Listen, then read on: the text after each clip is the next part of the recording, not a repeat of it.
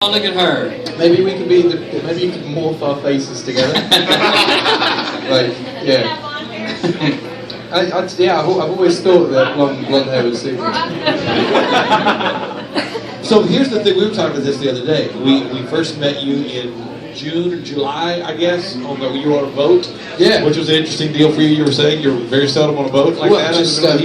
Just being that pale, really. Like, yeah. I know. I don't know, yeah, I burn and peel. I tend to turn into like the England flag after Do a while. you get the same thing that I get when people say, well, if you just would go out a little bit at a time, and I've tried to make them understand, it's not going to make any difference. No, I kind of take inspiration from films like Twilight and just don't really go out in the sun. But since you first came here 7 months ago, you've obviously had a massive hit. Now you're working on the second hit. You're on this Taylor Swift show you're opening. I mean, things have really just continued to grow and grow and grow for you. Have you reached that point yet where when you check into a hotel, are you checking it under an assumed name now? Because like, to me, that's where you know you've made it when you're using a fake name at the hotel. Yeah, but I don't think that's necessarily an American thing based on success. We just do that worldwide anyway, just because it got to that stage a while ago in a lot of other countries, so it's just force of habit now. So what, do you rotate through names? Like, what are some of the names you have used in the past that you can you share one with us? Not the one you're using tonight. I mean, you'd use like names from films, so like, I don't know, like a Spider-Man thing, someone like you put someone down as Peter Parker or something like that. It would just be something regular. You know? I always use Percival Sweetwater. Percival Sweetwater. You can use that. Sounds like a porn star's name. Yeah, I know. Wait, I'm sorry, the kids here. Why are kids in a bar? What is that about? I'm kidding. No, it's a family name, Percival Sweetwater. Is it? Yeah. Is it? Yeah. No. So do you do a lot of writing while you're on the road, or do you find it difficult to write when you're on the road? When I do my own tours, it's very difficult to write because we do it day. Like there's no break. There's always gig, and then if there's a day off, it's usually a travel day. Taylor's tour, very easy to write. It's like 2 days on, 3 days off, 2 days on, 1 week off, 3 days on, 2 weeks off. Like so there's a lot of time, a lot of downtime. Yeah. So, do you count the days until you get to the point where you don't have to deal with goofy radio guys like us, like 4 times in 7 months, to where you can just say, no, I don't think I'm going to do that with those. How many times am I going to be on the show with those guys? I think the moment that artists start doing that is the moment that they start going downhill. The moment you think you're too big for radio is when your career is going to start taking a downward spiral. I worked out very quickly in England how important radio was still. Like I thought, my song's got 1 million hits on YouTube and I'm not even signed and radio haven't played it, so that must mean I'm big. And then as soon as radio kicked in, it went from 1 million to 10 million in about a month, and you just see the power of radio and more so in America. Like radio is the only format to break new acts. There's no other way to break new acts. You can get new acts kind of buzzing on YouTube, but unless they're on radio, they're not going to break. So the moment I start saying no to you guys is the moment you start saying no to me, and then that's the moment that I start. Well, I hate to hear you say that. One, because I was just sitting here thinking I'm getting too big for radio, and the other is that you were supposed to say other radio people, yes, but you guys never.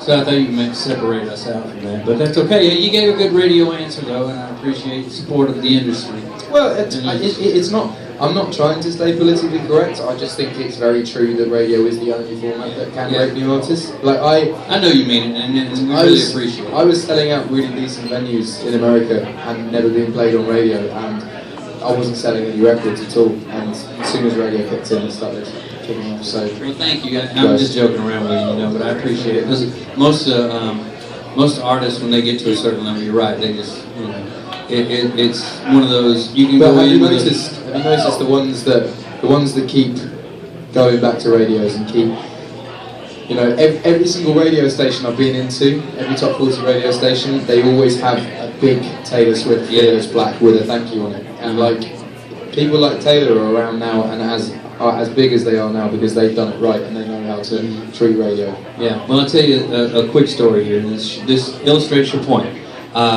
Back during the big boy band craze, We ran into some situations where the certain boy bands would say, no, we can't do an interview, no, you can't have winners of your radio station come backstage, no, you can't do this, you can't do that.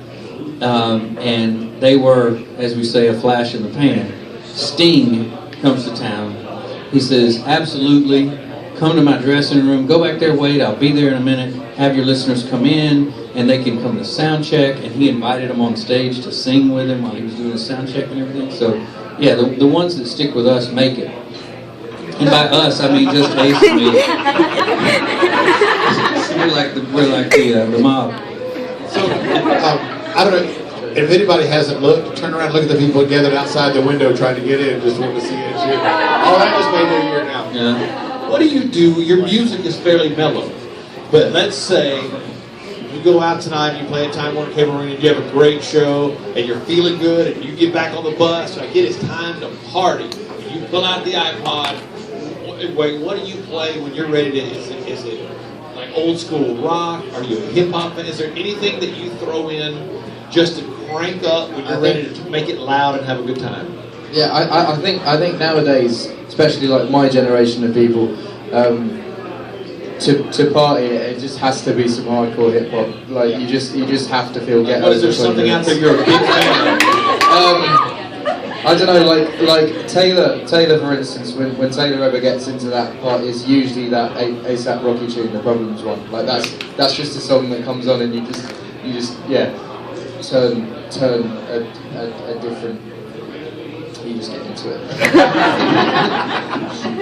but yeah, no. Taylor's dances though, like we went out to a dive rock bar, like rockabilly blues bar the other day. It was probably the size of this, and there was probably about 4 people in there when we walked in, and they had 6 60-year-old men on stage with like guitars and banjos and harmonica and stuff. And you need to start hanging around with dancers, man. It's the way forward. They turn every situation into an episode of Glee. Like they all just jump up on tables, do these dances, start like one of them was grinding on one of the 60-year-old harmonica players. It was just amazing. Hang around with dancers, man. It's the way forward. So what are you doing? Well, that's you just like sitting at your. I'm just sitting there, just taking it all in, because in England we don't have situations like that. Like our dancers are like heavy chain smokers that just kind of sit inside and drink bottles of vodka. Like, but yeah, kind of. Yeah, when I really want to get wild, I put on John Mayer. Yeah, so I met him actually. I met him at the Grammys. I was a massive fan, and but I met him in the worst possible situation to meet him.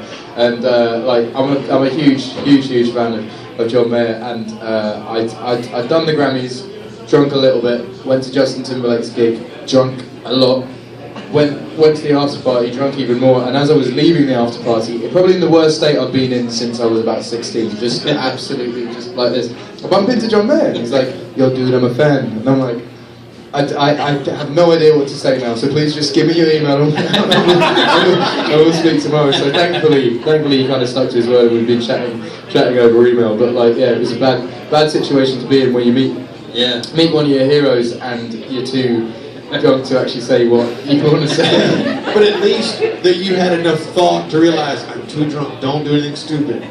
At least you realize, I'm drunk, let me just make this quick, give me your email, I gotta go, kind of thing. Yeah, well, I did say some stupid things to Katy Perry though, because she was with him, and I met her about a year ago, and I met her after a gig in a very small club, and I was very sweaty, and there was a funny quote where she was like, I love your record, and I was going to hug you, but you, and it came out in the press, but made it sound a lot worse than it was. It was like Katy Perry refused to hug Ed, it didn't say anything about the sweat. So yeah, I had one of those conversations with her, and I was like, no, it wasn't that you didn't hug me, it's just that I was very sweaty, and I think she was a bit creeped out. She was like, what's going on here? So yeah, she's pretty funny though. I mean, you know. Yeah, no, she's got a good sense of humour, but I don't know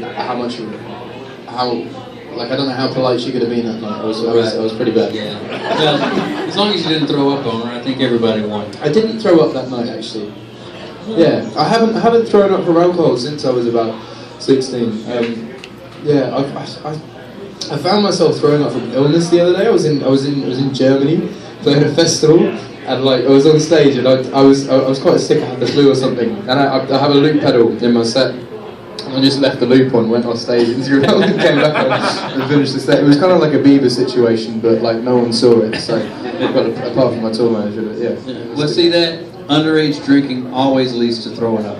That's the message here. And it feels awful, but Yes, it's terrible. if you ever get to that stage, my one bit of advice: when you're asleep and you've got that head spin, and it's really, just put your foot on the floor. You're lying in bed, and you put your foot on the floor, and it stops the head spin. That's a good bit of advice. All right. See, they do things differently in England, kids. Well, we start drinking a lot earlier because your legal drinking age is 21, and usually people start experimenting here probably around like 16, 17. Whereas in England, our legal drinking age is 18, so we start at about 12. Yeah. Well, you know, Ace and I grew up in Louisiana, and it was always 18 to drink, 15 to drive. We got our driver's license when we were 15. Yeah. That's what's up. Yeah, the day of my That's 15th cool. birthday, my dad checked me out of school to go get my driver's license. Dude, I can't even try it. I'm 22. What do you mean? You don't know how to can't? drive? Or you haven't gone have and a got license? I've never had a lesson. I've never sat in a driver's seat, never pushed on the gas pedal? honestly, I've never done it. Is it something you want I'd love to to, do? yeah. We should teach you. I've got I three can go get my things. truck, we'll do it out here. I've got three things on my bucket list, and one of them. Alright, what are they? Learn how to drive. Okay. Get my eyes fixed because I've got really bad You eyesight. should probably do that one first. I know, but the laser surgery creeps me out, man. I wouldn't. Oh, it did for yeah. me too, but Yeah. look, we have a client now that I could introduce you to. I get creeped out by eyes, and I never thought I could do it, but I can do it. And I can see perfectly. 2015. Yeah, he sees 2015. Yeah. Let's go right now, let's go. Literally I took see him it. in 90 What 90 is seconds they 2015? fixed it. Huh? What is 2015? That's better than perfect. I thought 2020 was perfect. It is. This is better than perfect. Is it? Yeah. So do you just like you see three things now? That's right. I can actually see you. You just go to the from gym and last just year. stare at women I now. can, yeah, I can see you from last year. I can see that she has some. The one with the phone back there and the glasses has a lot of issues in her life right now. I see. I tell you how well I can see now. I can see her name. Is your name Tracy? Is that what I'm seeing? Is your name Tracy? Oh my God! Can we bring these girls in? And just have them stand in the back. Oh, you're just. Who makes that call? Tracy? No. Okay. There's So- so many out there that Oh, then. all want to come in. Okay. Are So they all the way down the street and everything out there? Do you want this? See, sorry, Tracy. Tracy is Regan's girlfriend. Look, and now she's going to Yeah. drink a beer because of it. Yeah, here's the How did you thing. do it this time? Huh? That's amazing, man. Congratulations. I'm proud of you. I love that. Hey, and the thing about it is you got to remember. Sorry. You got to remember the number of girls you usually have trying to get to you is going to be doubled when I'm sitting next to you. So I got my girls out there, and then yours. And it would just be a riot. Speaking of the boy bands back in the day, we should start up with him. Like, The three of us? yeah. Like, no, you can't really have 8. 8's TJ and Ed. 8. Yeah, that would work. Yeah, except there's 3 of us. So we can throw people up a little bit. Are you a dancer? Can you dance? No. We're running into two small problems right off the bat. My mate dance. Anyone that can't dance, this is a good. Give me a. So this dance is called "Feed the Birds and Shoot Them Down." Feed the birds and shoot them down. Okay.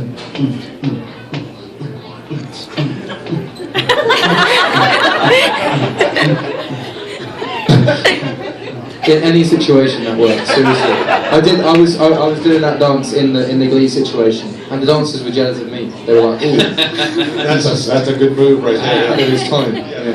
I'm getting down off the table so I can feed the birds and shoot them down. I'm considering like pretending to be a dancer for one night on Taylor's tour because they're all in costume and there's so many costumes backstage. That would I was work. considering just jumping in a costume and just on stage, putting them off a little bit and then running off. But yeah, I'd probably take a bit more guts. So, well, you could twerk. You could at least twerk. Let's twerk. Let's twerk.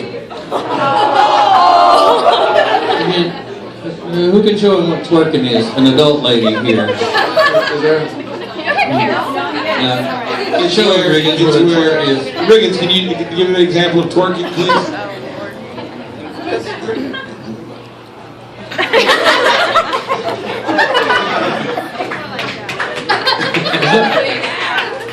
So Nicki Minaj twerks. Yes. Yes, exactly. There you go. Right. Yeah. No. And Lindsay is one of the professional dancers for the Charlotte Bobcats NBA team. She could teach you some stuff. Sick. Yeah, so you could run out there on Taylor's stage and do just upstage all of it. Yeah, I've got that one dance, the fist pump. Yeah, I can do that. You can add on. It works as well. I can do this one. Can you do that? It's all in the hips. My You friend, don't lie. my friend has just had a kid, and you know this whole thing about dad dancing and how dads dance terribly. It happens the moment you have a kid. My friend's quite young, and they've just had a kid, and now it's seriously the dad dancing happens as soon as you have kids. Where you It's have to something- ask, hey, what happened? Like 2 months ago, you could dance just fine. It's true. It's true. Seriously. Hey, have you seen that Pink concert? Have you seen her concert? The only video of Pink Live that I've seen was her at the Grammys about 3 years ago, where she was on that. She got pulled up by that thing and then spun around in the water. It was amazing. Yeah, she was here last week, and I went to her concert, and it was one of the most spectacular things I've seen. Of course, I haven't really been to a concert since Warrant opened for Poison, back in about '91 or so, but it's changed a lot. I noticed the concerts have changed a lot. I mean, the whole American concept of concerts is very foreign to someone like me. Like seeing Taylor's show for the first time, it's so impressive, slick, and just huge. And they have every trick in the book. These kind of stands that go out and going up in the air and then going to the audience and fire and like. You know who the pioneers of that are, right? Kiss. Kiss. Yeah. Kiss, and then Garth Brooks brought it to country. Did he? Yeah. That's amazing. Is that why he was so big? Well, he ate a lot. But no, He battled his way. He was up and down. I've never seen anything like it. The Taylor's show is very impressive. It must be incredibly not just tiring to like dance, but to know what's coming next all the time. Yeah. Like with me, you just stand on stage and you sing the songs, and if you don't know what song's coming next, you look and there's a little sheet that says this song's next. And you go, oh cool, we can play that. But to actually like, she doesn't have one of them. She's just literally just. It's all in state. It's Now, does she have a prompter though that helps her remember the lyrics? No. Really? No. Then you don't have one either? No. Because that always freaks me out. You see, I saw Billy Joel and Elton John. They both use it. And Billy Joel has a big book as a backup that sits on top of the piano in case he gets lost. Elton uses it, yeah. But I think the moment. I think it's more of a safety net because they don't necessarily look at it. Sure, yeah. It's just they're like Gary from Snow Patrol.